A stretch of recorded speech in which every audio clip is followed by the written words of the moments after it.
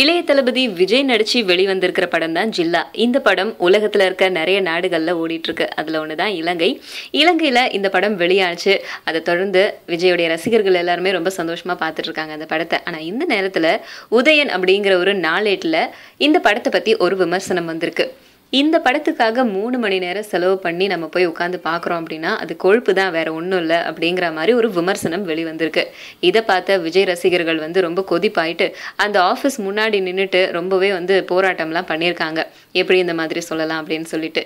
இந்த விஷயம் எப்படியோ அங்க இலங்கை வடக்கு மாகாண சபையுடைய விவசாயத்துறை அமைச்சர் ஐங்கரநேசனுக்கு தெரிஞ்சிருக்கு. அவர் என்ன சொல்லியிருக்காரு அப்படின்னா, நடிகனுக்கு கட் அவுட் வைக்கிறீங்களே, நீங்களும் தமிழன் தானா? இங்க இருக்க தமிழர்கள் உறவுகளை தொலைச்சிட்டு தேடி அழுது புலம்பிட்டு இருக்காங்க. அவங்களுக்காக நீங்க எந்த குரலும் கொடுக்க மாட்டீங்களா?